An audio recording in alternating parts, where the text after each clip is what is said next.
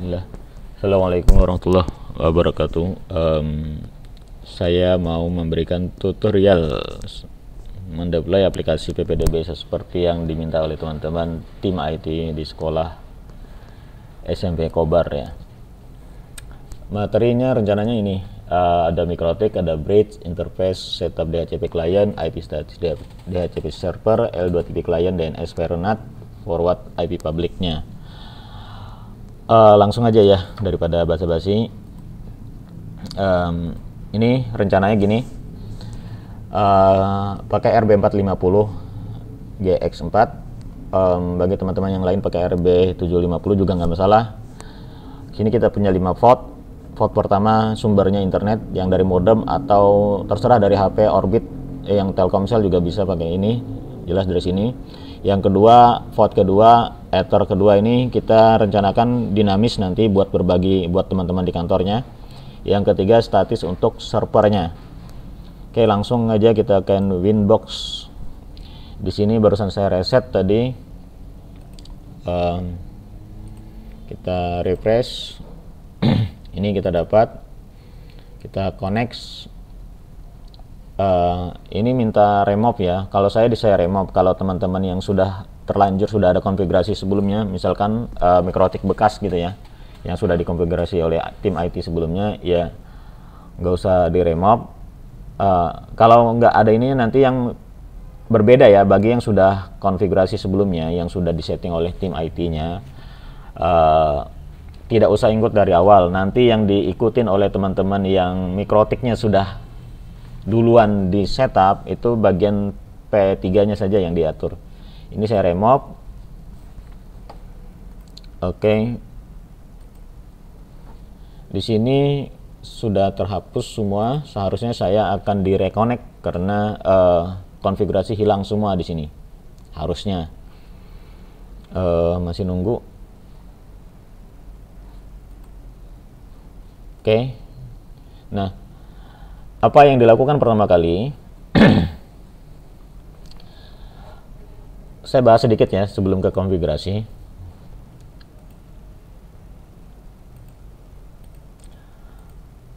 Nah, ini dia minta reconnect. Kita lihat karena IP-nya sudah terhapus, jadi IP-nya 00. Nah, terus yang kita gunakan adalah yang MAC address saja. Kalau ada IP-nya kita pakai IP ya. Ini karena nggak ada, kita pakai MAC address. Kita klik MAC address, keluar MAC address di sini. Jangan lupa login dan passwordnya. Kalau secara defaultnya itu nggak ada password, cuman login admin aja. Kita connect, masuk lagi kita. Oke.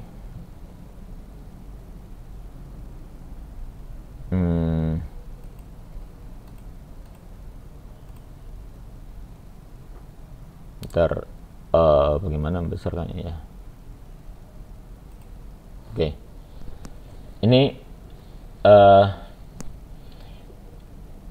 sedikit penjelasannya. Ini belum mulai setting, kita bahas sedikit aja interface. Di sini kita ada ether 1 sampai 5, ada R di sini, berarti kita statusnya yang terpakai baru 3 saja, yang 1 2 3. Ini agar tahu ini itu apa? Ini adalah yang 5 ini, 5 lubang port ini.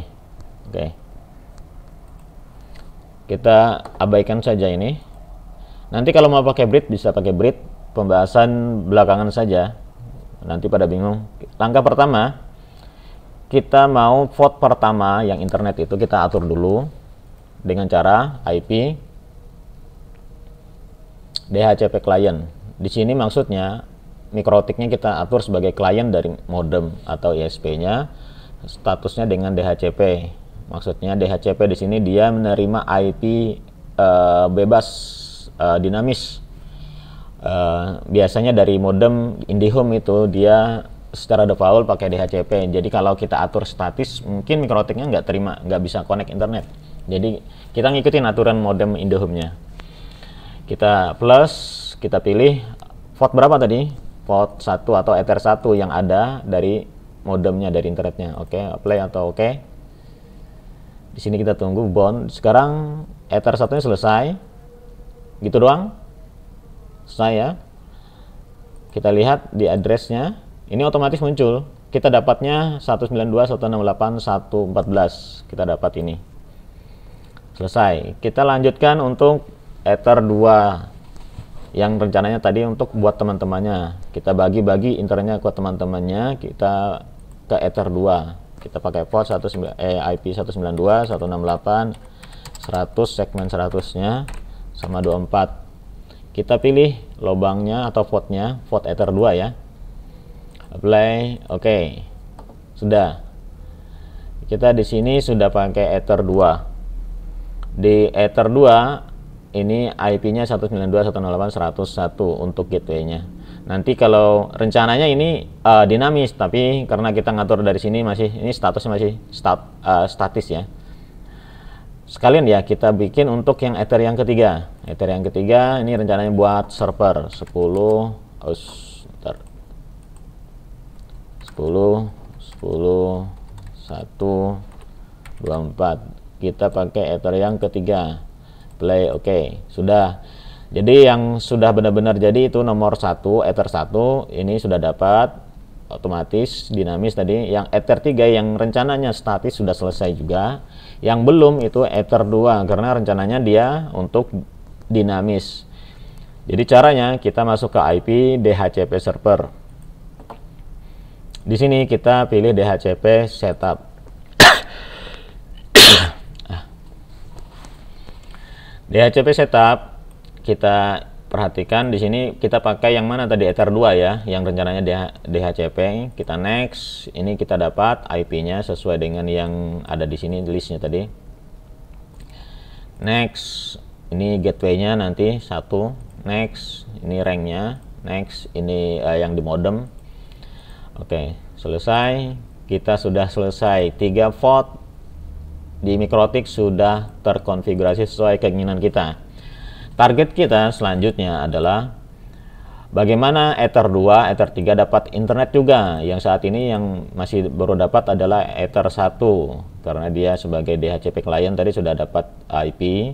Yang Ether 2, Ether 3 nggak mungkin connect karena mereka berbeda segmen. Kita atur yang pertama agar connect internet. Pertama DNS-nya. DNS-nya kita tambahkan 8888. Kalau mau ditambah lagi bisa, kalau nggak apa-apa. Ini untuk yang statis. Untuk yang statis ini DNS-nya ditampilkan, dicantumkan juga di dalam konfigurasi IP ya. Terus berikutnya jangan lupa allow remote request. Jadi ada pengaturan server sama ini doang di bagian DNS ya. Apply, oke. Saat ini apakah sudah connect internet? Kalau kita uji coba di sini ping Google harusnya sudah connect ya.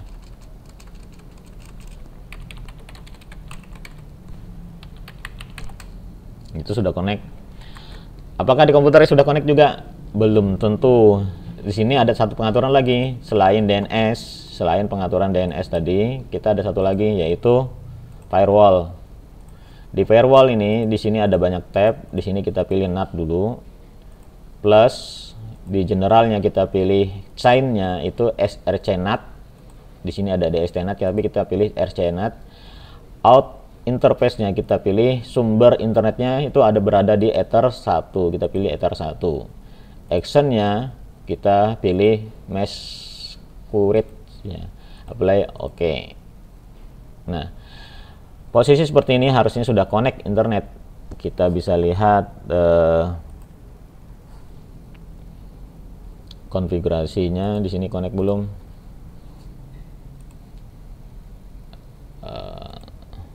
Nah, sudah connect internet dua-duanya. Yang ini pakainya statis. Kita lihat ya. Nah, statis kita sudah konfigurasi sebelumnya. Sedangkan yang atas ini masih dinamis. Kita lihat tidak ada pengaturan manual di sini.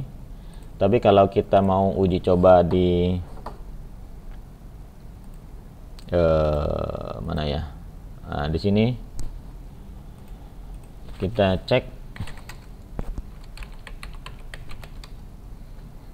Ini kita langsung yang dinamisnya dapat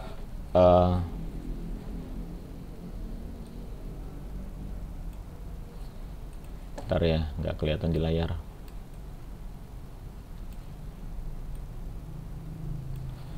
Yang dinamisnya kita dapat 192.168.100.254. Kalau yang statisnya ini kita tentukan tadi 10.10.10.10. Oke, kita berhasil sudah mengkonekkan komputer kita dengan topologi dari modem terus masuk ke mikrotik masuk ke komputer kita.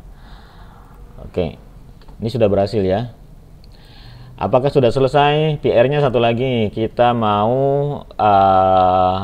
mendapatkan IP public karena yang dari IndiHome berubah-ubah. Jadi kita butuh PPP ini ya. Ini bagi teman-teman yang tadi sudah terlanjur dikonfigurasi, PR-nya cuma ini doang, tambah ini PPP.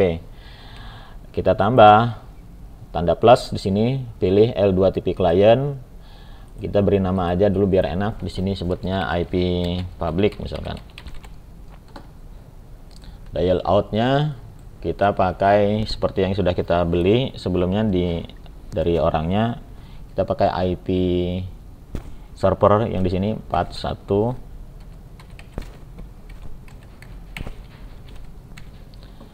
Username-nya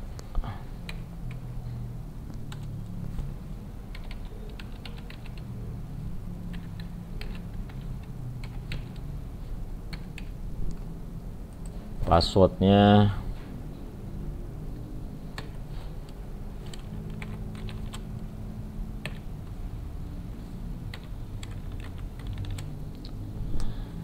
semoga berhasil ya. Play. Nah, apabila status connected berarti kita sudah berhasil terkoneksi dengan IP publicnya. Oke, ini sudah kita cek ya. Kali lagi ini udah connect. Nah, kita lihat di IP address-nya. Nah, tadi kita nggak ngatur bagian ini, tapi dia muncul sendiri setelah kita konfigurasi P3-nya. Ini kita sudah dapat IP public-nya. Apakah sudah boleh localhost server kita dijalankan? Belum. Kita masih ngatur satu lagi firewall untuk melempar IP statis kita terkoneksi ke IP public-nya. Di sini kita ke firewall lagi. Kita tambah lagi plus general di sini. Kita beri chain-nya DST-NAT. Kalau tadi untuk internetnya itu pakai SRC-NAT. Terus destination-nya ini kita pakai yang public tadi mana ya? Yang IP public-nya. Nah, ini kita dapat. Kita pasang IP public-nya ini. Ini kan kita tidak atur tadi. Kita yang pasang di PP3 itu hanya IP server 216. Protokolnya ya bener ya 2.1.2.1.6. Oh ini sorry, protokolnya pakai TCP. Terus kita pakai port destination-nya 80. Terus actionnya kita pakai DST-NAT juga. IP address-nya, nah ini IP-nya yang tertuju kepada server kita. Portnya sama, disamakan 80. Port 80 itu adalah HTTP, bukan HTTPS ya. Jadi ini port standar ini. Apply. Oke, kita lihat kita sudah ada ini satu. Lagi kita jalankan. Kita copy saja. Kita pakai untuk HTTPS-nya itu pakai port 443. Actionnya juga 443. IP-nya nggak usah ya, karena kita masih menggunakan IP yang sama. Hanya portnya ini satu untuk HTTP, satu untuk HTTPS. Oke, kita copy lagi. Ini untuk koneksi ke database-nya itu saya atur di pemrograman kemarin itu 8443. Ini port yang diizinkan oleh Cloudflare ya, jadi nggak bisa di otak-atik. Apply. Oke, sekarang kita punya 3 forward dari IP 10.10.10 menuju ke 41.216.186.32. Ada 3 port yang kita pakai, 80, 8443, 443. Ini untuk HTTPS, ini untuk HTTP, ini untuk ke server. Sudah sampai di sini. clear mikrotiknya, tidak ada lagi. Nanti diulang-ulang saja kalau ada yang kelewat. Nah, untuk teman-teman yang tadi sudah mengatur, sudah ada konfigurasinya di mikrotik sebelumnya, jadi yang dilakukan hanya di PP-nya saja, tambah ILD-TP kliennya. Habis itu ke firewall-nya tambah 3 pengaturan yang tadi dari 412.1.6 186.32 menuju ke servernya 10.10. Portnya 3 jenis saja kita pakai, 80, 8443, 443. Semoga teman-teman yang kebetulan sudah dikonfigurasi sebelumnya tidak ada yang tabrakan ya portnya ya. Selanjutnya kita uji coba kepada aplikasinya. Oke, ke aplikasi sekarang.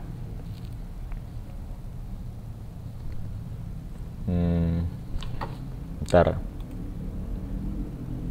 Nah, ini kita sudah standby ya, komputer kita. Berarti selanjutnya kita itu ke Dockernya. Sebelum kita menjalankan aplikasi, kita butuh Docker karena di sini saya menggunakan Docker.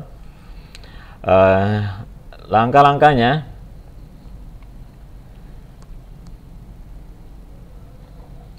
yaitu di dalam Docker di sini bisa diinstal Docker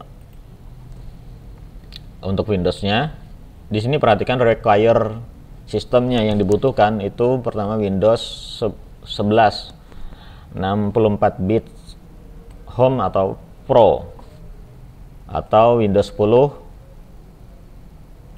Terus ini enable WSL 2. Seharusnya sih kalau yang ini ya, tapi dengan catatan kalau RAM-nya pas-pasan kayaknya nggak kuat juga ya. Kita lihat di bawahnya ini ada RAM-nya yang paling RAM sistemnya itu 4 GB. Jadi terus di BIOS-nya juga harus ada virtualization. Makanya kemarin ada yang minta enable hyper virtualnya ya. Di BIOS-nya di enable dulu. Ini must enable. Jadi setelah di-download dan diinstal, kita akan cek seperti ini. Nah, jika tampil seperti ini, tampil ada container ID, image dan seterusnya, berarti ini sudah running ya, sudah jalan dia. Kita cek lagi Docker versionnya. Nah, ini sudah ada, berarti sudah running.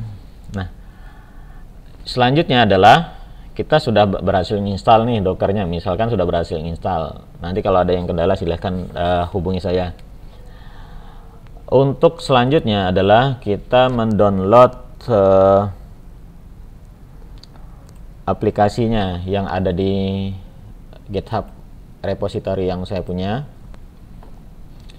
Lewat sini nanti download aja, download zip-nya. Setelah di-download nanti semua script di sini akan terdownload. Kebetulan ini saya sudah, jadi kita coba menjalankannya. Jangan lupa ya, karena di sini perhatikan di Docker Compose-nya ini mintanya D. Ini ya, ini nggak usah dipahami ya, yang penting ngikutin aja posisi yang ada. Jadi pertama kita jalankan lagi command prompt-nya, letakkan di D saja ya. Belajar DOS kalian di sini, huruf-huruf yang kita ketik terus diikuti tanda titik 2 itu berarti berpindah drive. Kebetulan di komputer ini hanya ada 2 drive, C dengan D.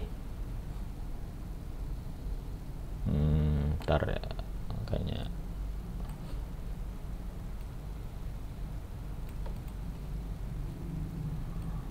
oke. Terus pengen lihat isi dari drive atau isi dari folder, kita ketik dir. Nah, di sini saya sudah punya folder web sekolah sesuai instruksi yang ada di dalam di sini. Instruksinya kan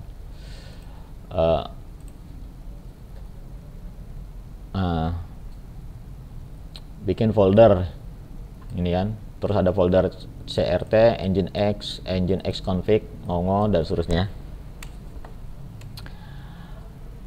Jadi saya sudah punya folder di sini. Tadi ngelihatnya pakai dir.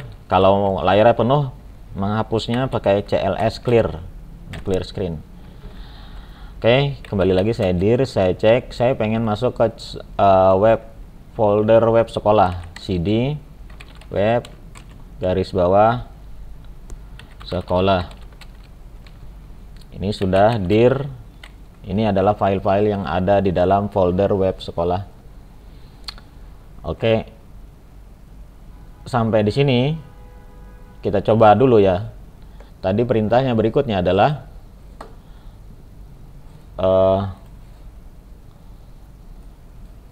pakai docker compose up. Oke, kita coba docker compose up, enter. Ini akan memakan beberapa waktu kalau yang baru pertama kali. Kalau yang sudah pernah, dia langsung running biasa saja, memastikan jalan semua ada yang lancar. Oke, ini proses, ini tampilan data JSON untuk MongoDB ya. Ini untuk sementara kita tes aplikasi kita jalan apa tidak. Jadi nanti kita nggak menggunakan Docker Compose. Selesai di sini kita akan uji coba apakah website kita jalan. Kita coba tambah localhost dulu ya. Nah, ini localhost jalan. Terus kita coba pakai IP tadi. IP kita berapa ya tadi ya? Kita lihat berapa IP tadi.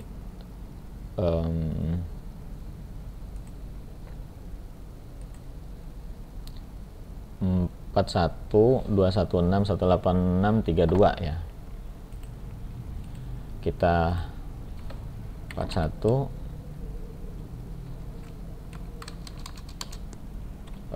32.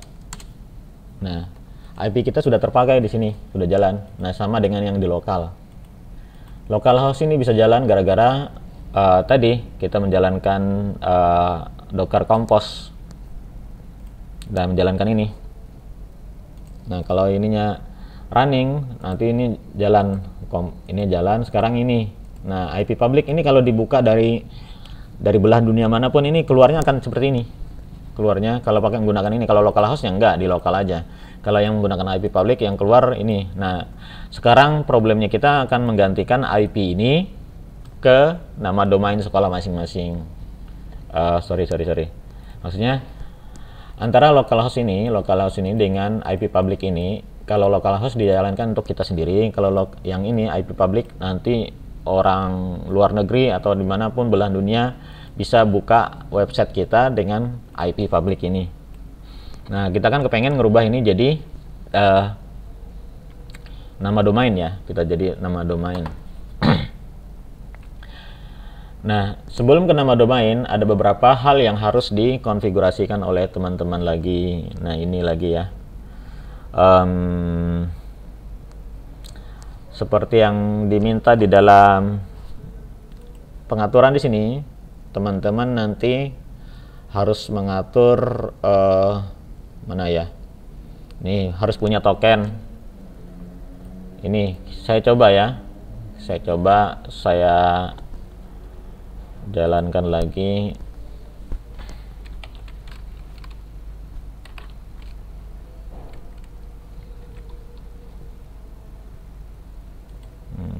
Saya coba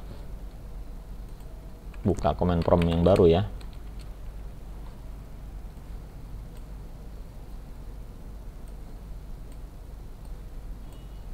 Saya tutup, saya pindah ke D dulu, masuk ke folder web.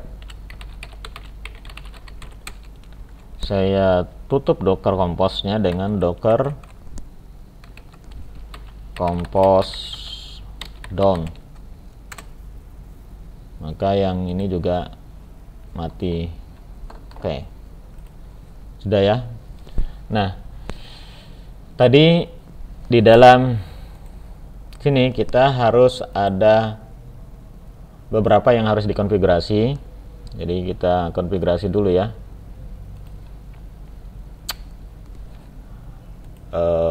Konfigurasinya saya mau buka, kita buka pakai Sublime atau text editor yang dimiliki Bapak Ibu. Kalau saya pakai Visual Codes, tampilnya seperti ini. Nah ini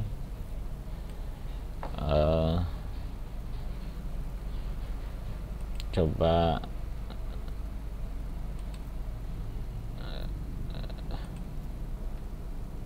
ntar ya, saya arahkan. Aduh. Nah, saya besarkan saja. Kelihatan nggak ya nih? Sebentar, saya cari yang tampilan yang lebih. Kira-kira apa nih? Nah ini.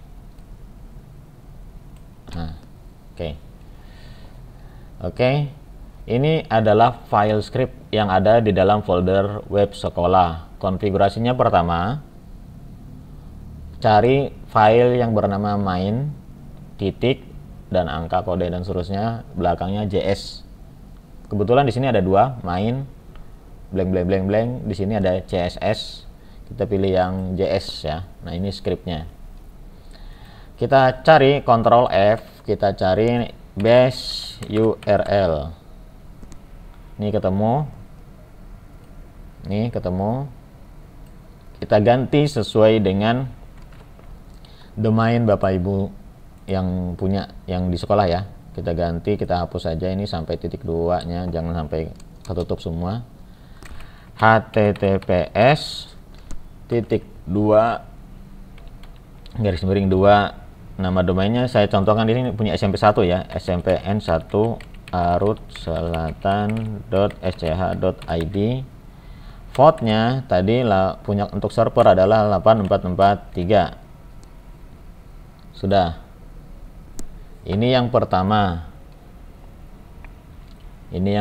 Kita lakukan untuk mengganti agar nanti yang ditembak adalah server sekolah masing-masing. Berikutnya, apalagi yang dirubah di dalam main ini, ada yang satu lagi. Kita sebelumnya harus menyiapkan token. Kita cari lagi, Ctrl F lagi, token image. Nah, ini ada token image, cuman ada satu aja ini.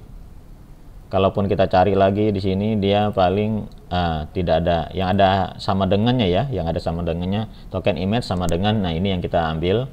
Yang berikutnya kan ada juga token image tapi nggak ada sama dengannya selanjutnya. Nah ini yang dari tanda petik 2 sampai ke tanda titik 2 berikutnya. Untuk mendapatkan ini kita buka, harus daftar dulu ke mana, ke IMGBB. Saya coba sini imgbb.com. Saya kebetulan sudah daftar di sini. Kalau yang belum silahkan daftar dulu, terus sign in. Saya masukkan apa ya sini, nama punya TU aja, Bu Utin.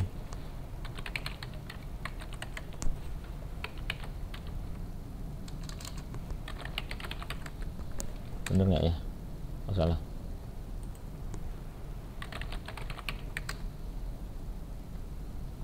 Nah, kita sudah masuk.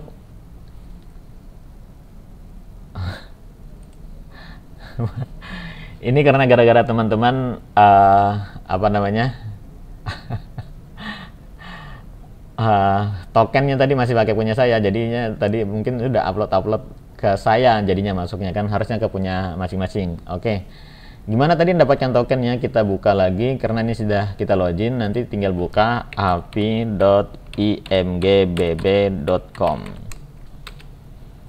Nah di sini kalau yang belum nanti bisa add lagi, klik add API key. Nah, kita dapat API-nya ini. Nah, ini yang kita copy. Terus di sini kita ganti, kita paste di sini. Nih di blok, di paste. Nah, terus disimpan. Udah. Yang kita atur di dalam script cuma dua itu saja, base URL sama token image. Jelas ya? Token image-nya dapat imgbb tadi. Saya nggak perlu jelaskan buat apa tadi, agar nanti upload gambarnya jangan ke server kita, nanti beban. Jadi kita lempar ke server orang aja, mumpung dia kasih gratis. Oke ya. Selanjutnya ini selesai dua yang kita setting di bagian script. Jadi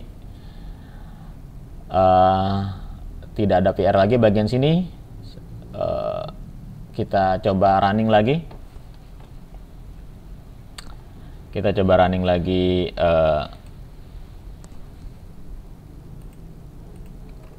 Clear dulu.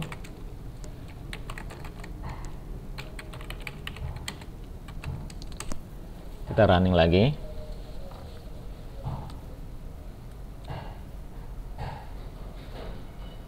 Oke.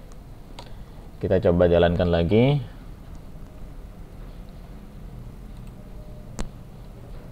Mana tadi ini? Kita refresh. Ini udah jadi juga.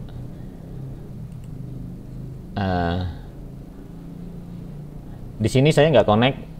Kenapa nggak connect? Karena punya saya tidak pakai port. Saya nggak pakai port 8843 tadi base URL-nya ya. Karena saya pakai berapa tadi ya? Kita lihat. Pakai 8443. Ini 8484. Bentar, bener nggak sih?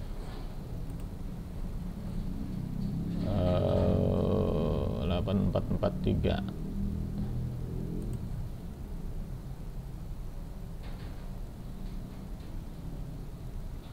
Nah, oh ya, tidak connect ini karena kita nembaknya bukan ke domain ya. Tadi kita nembaknya ke domain. Jadi nembaknya kan nama domain ini, bukan nama IP. Coba kita ganti IP, nanti jalan dia. Nah, kenapa belum jalan? Masih muter kayak gini karena IP-nya kan belum kita konfigurasikan dengan Cloudflare ya. Jadi materi berikutnya kita ke Cloudflare. Jadi ini aja tadi mana. Jadi ini kita sudah Docker sudah. Oh ya, Dockernya ada tambahan ya. Sekalian ya kita selesaikan dulu Dockernya. Tadi kita baru sampai Docker up, Docker down. Kita belum sampai Docker init, Docker deploy, ini belum. Tetap saya sarankan pakai ini ya, pakai Docker Swarm ya. Kita kembali ke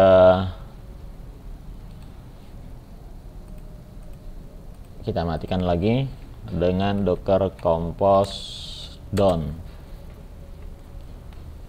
Ini sudah selesai sebenarnya, cuman kita belajar bagaimana menggunakan tadi Docker Swarm-nya. Oke. Ini kita cek apakah ada, sudah nggak ada kontainer yang sedang jalan. Docker sudah nggak ada ya, sudah clear. Oke, kita lanjut. Kita kepengen Docker Swarm init. Caranya sama sebenarnya, hanya beda sintak aja. Docker Swarm init. Ini tujuannya untuk menginisial. Ini adalah server kita, letaknya di folder web sekolah gitu. Enter. Nah, gitu doang, selesai. Langkah berikutnya seperti yang ada di tutorial mana tadi ya?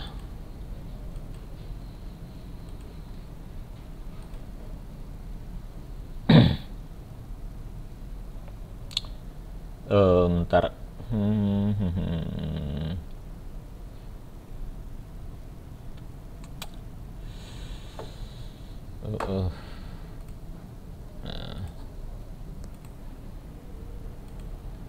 kita ke mana tadi? Loh, kok ini?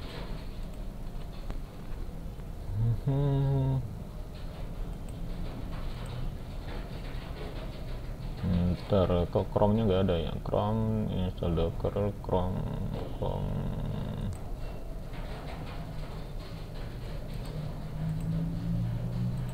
Nah, di sini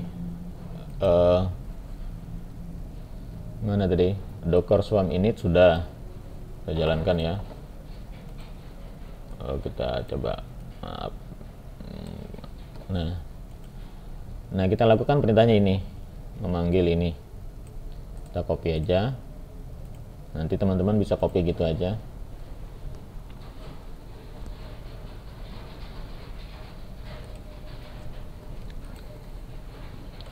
Di paste, nah seperti ini, nggak pakai tanda petik ya. Docker stack deploy min c, atau biar saya ini ya, stack. Ini kalau kita cek dulu listnya, belum ada. Jadi docker stack deploy min c docker compose.yml, tadi kan ekstensinya YML. Terus kita beri nama ini apa, service apa ini, kita beri nama server. Kalau dari awal kita kasih nama server, berikutnya dikasih server ya. Boleh, ini namanya boleh bebas, mau pakai ppdb terserah, tetapi kalau sudah dipakai di awal sebaiknya seterusnya dipakai. Kenapa? Karena kalau sudah pernah pakai nama yang satunya, kalau besok-besoknya ganti nama, maka datanya hilang lagi, kosong lagi nanti. Oke, kita enter. Sama kayak docker compose up ya. Hanya kalau docker compose up, kalau close command promptnya hilang sudah, servernya udah langsung mati. Kalau ini enggak, dimatikan, komputernya mati, nyala lagi, dia langsung running lagi. Jadi nggak usah setting command prompt lagi. Kita lihat docker stack ls, kita cek. Nah, sekarang dia ada 3 swarm yang sedang jalan, ada 3 service. Kita cek pakai service. Ini ada 3 service. Service yang pertama bernama service API, portnya adalah 8080 atau yang 8443 yang tadi untuk database. Ini untuk database MongoDB-nya pakai Mongo ini. Terus server webnya ini untuk front end-nya pakai Nginx itu 8080. Ini kita sudah dapat. Kenapa sih harus menggunakan ini? Karena ini scalable dia. Coba kita gandakan ya. Ini kebetulan kita replicate per service-nya itu baru 1:1. Coba kita gandakan ya. Docker service scale, yang gandakan, yang tengah jangan ya, yang MongoDB jangan digandakan. Yang boleh yang nomor 1 REST API dengan web aja. Server web kita gandakan jadi berapa, misalkan 4, enter.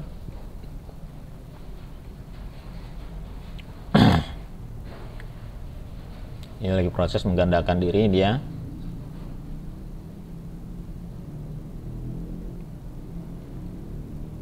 Oke, kita cek lagi docker service service ls. Nah, sekarang dia 4/4.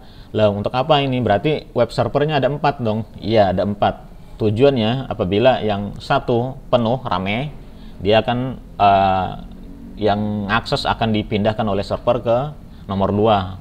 Nomor 2 penuh, pindah lagi nomor 3 dan seterusnya kayak gitu. Jadi otomatis meringankan yang kliennya, jadi kliennya nggak sempat loading gitu. Kalaupun ada nggak seberapa lah, seperti itu.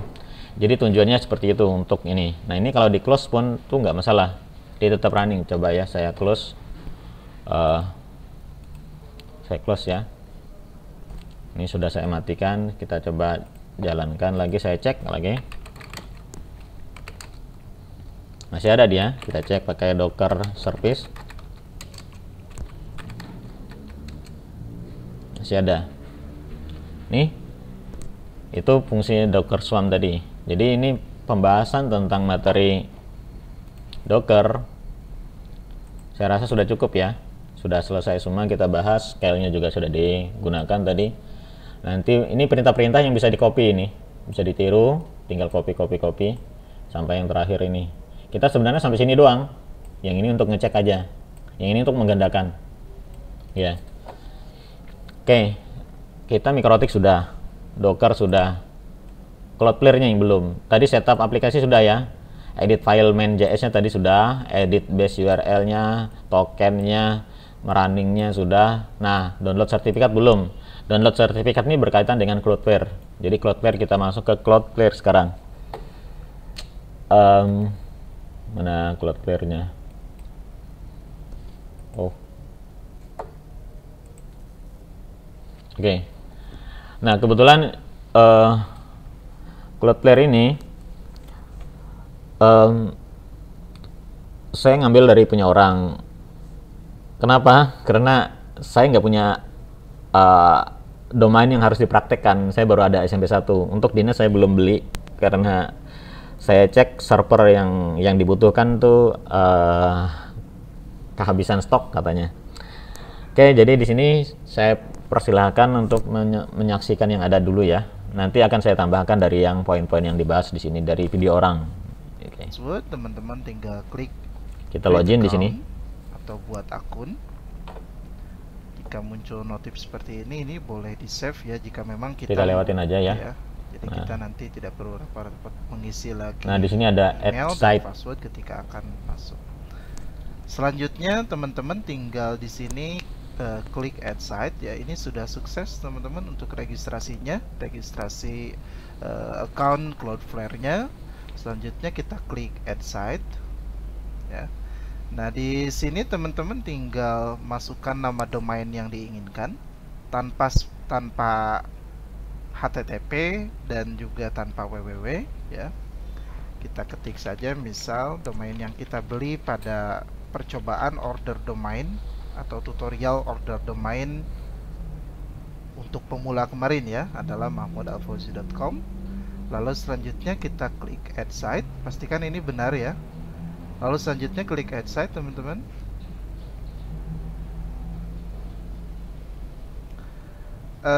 Di sini kita akan disuruh memilih untuk memilih plan ya atau langganan. Kita tidak perlu membayar ya, cuma mungkin tergantung kebutuhan ya teman-teman. Jika memang membutuhkan fitur lebih, otomatis ya kita harus juga menyediakan atau menyisihkan dana lebih. Di sini kita pilih yang gratis saja, yang ini. Lalu selanjutnya kita klik continue. Ini pastikan diklik dulu ya. Nah, ini sedang proses scanning for exciting DNS record ya. Ini sedang menyekan DNS record kita atau IP yang memang terpasang di domain kita. Domain kita ini pointingnya kemana, ini sedang dibaca. Nah, kalau nanti kita nggak pakai kayak gitu ya. Di sini kebetulan dia beli beli domain, mungkin dia hosting sekaligus mendeteksi. Kalau hosting langsung dapat IP ya sebenarnya. Jadi di situ dia langsung nembak IP. Tapi di kita nanti kita nggak pakai IP, kita juga benarnya kalau pakai numpang punyanya Mas Unggul sebagai hosting juga dapat sebenarnya. Tapi kan karena kita server sendiri, jadi kita pengen IP-nya sendiri. Oke teman-teman, nah ini sudah terbaca bahwa IP kita diparkir di sini. Kita nanti ngaturnya sendiri ya, manual di sini. Jadi kita nggak pakai ini. Ya. Di sini sudah. Ini tinggal kita masuk ke akun domain registrar. Dalam arti kita beli domainnya di mana, kita masuk ke member areanya.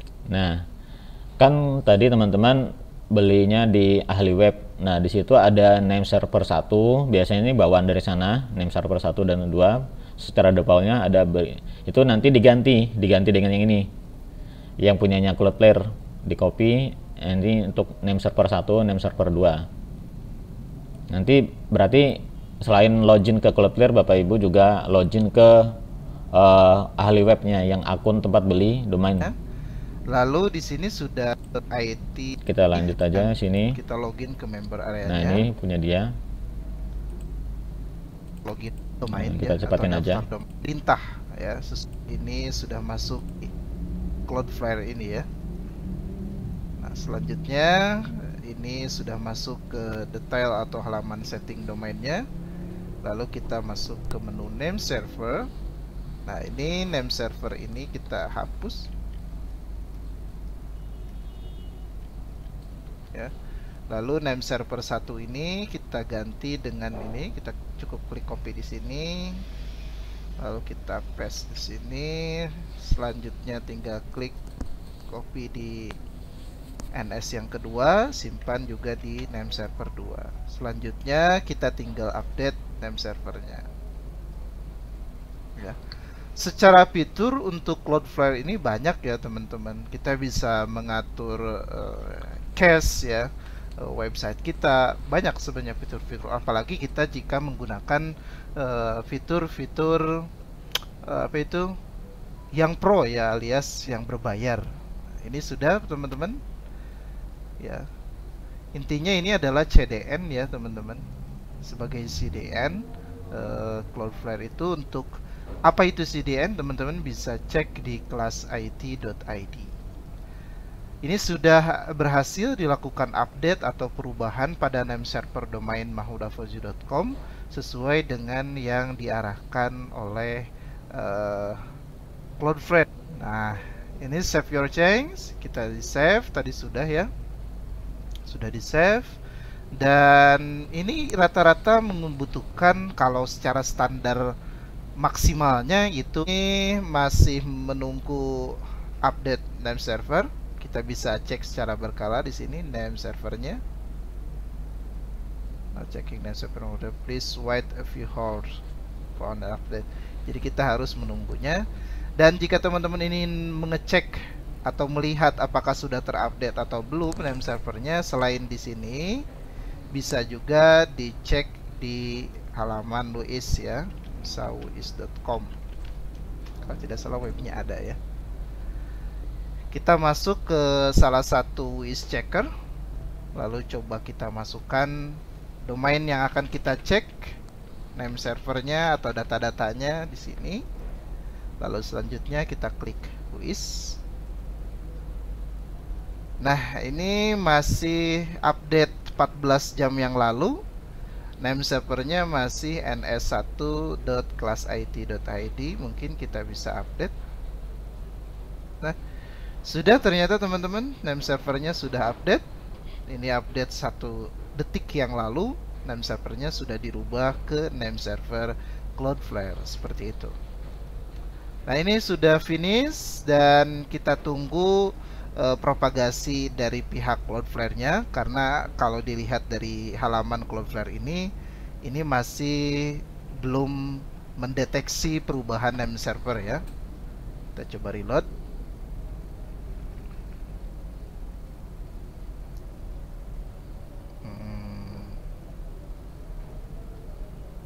Oh iya, sudah.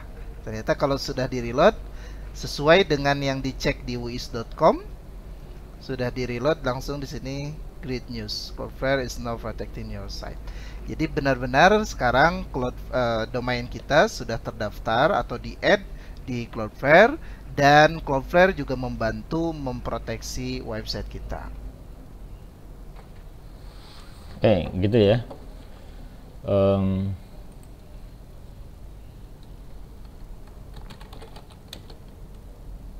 Bentar, saya matikan dulu swamnya.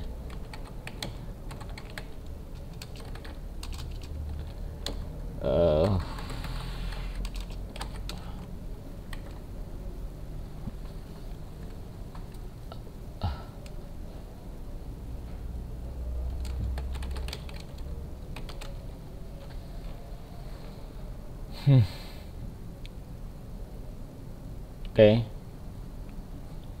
kita lanjut tadi seperti yang dibahas. Nah, aslinya kita seperti ini, yang kayak kalau punya saya ya.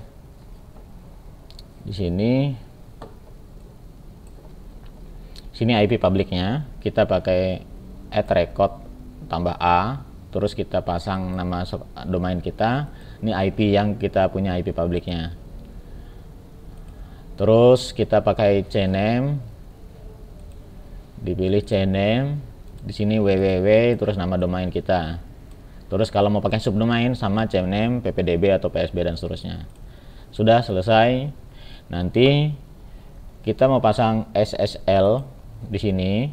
Ada SSL-nya tercentang. Ini ada pilihannya, ada off, ada fleksibel. Di sini fleksibel maksudnya di sini encrypt-nya antar between, atau kalau ini full. Nah, di sini terus sertifikatnya di sini always use HTTPS. Jadi di sini biarpun orang mengetiknya nggak pakai HTTPS, nanti otomatis lari ke HTTPS. Nah, tadi ada poin yang diminta di sini adalah download sertifikat. Download sertifikatnya itu tadi. Di sini kita mana tadi? Agak repotnya kepanjangan materinya. Kita pilih origin server. Nah, origin server ini kita create sertifikat, kita pilih generate private CSR with Cloudflare. Hostname-nya seperti ini, bebas mau satu atau pakai domain, subdomain, di create. Nah, di sini ini nih di copy. Ini namanya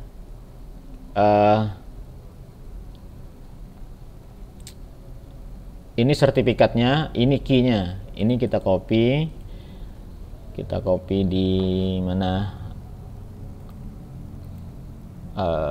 notepad, mana notepadnya. Kalau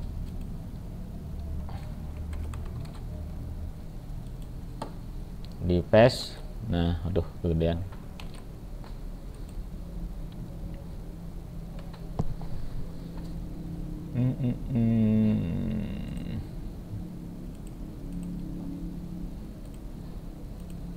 Nah, ini terus kita simpan.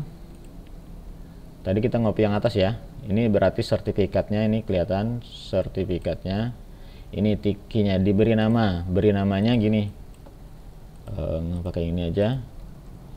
crt.fem. Kalau pakai notepad kita beri tanda petik 2 ya. Share fem.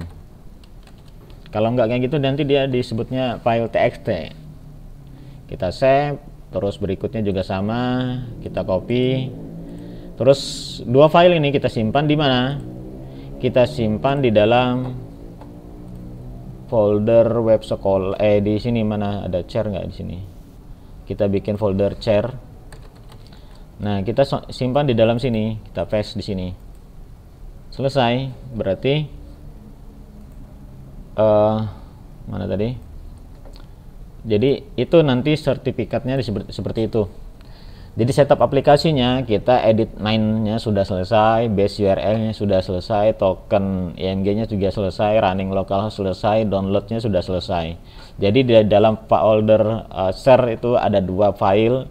Nama yang pertama nama yang pertama nggak bisa diedit lagi. Nama yang pertama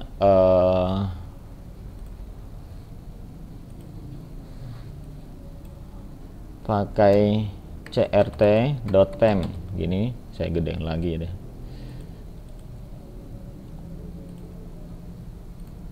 Nah, file yang kedua pakai key.pem seperti itu.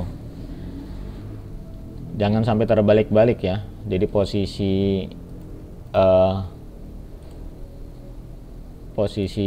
yang punyanya search yang mana, yang key yang mana. Ini kelihatan kok key di sini begin certificate, di sini key. Jadi kelihatan ya. Oke, di bagian setup sudah selesai. Sudah clear. Kalau nggak pakai sertifikat kenapa? Nggak bisa jalan database-nya, nggak bisa nembak. Oke, Cloudflare sudah, DNS record dengan A record dengan CNAME-nya sudah, Engine X-nya. Ini dibahas nggak, sudah durasi sekitar 55 menit. Sementara kita pakai domain utama dulu, nanti yang mau pakai subdomain bahas nggak? Subdomain itu gini. Nah tadi.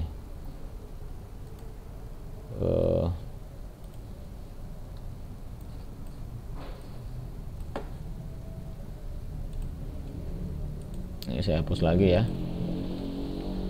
Di dalam, nah ini di sini Engine X nya yang kita konfigurasi, kita buka pakai apa nih? Udah notepad aja deh.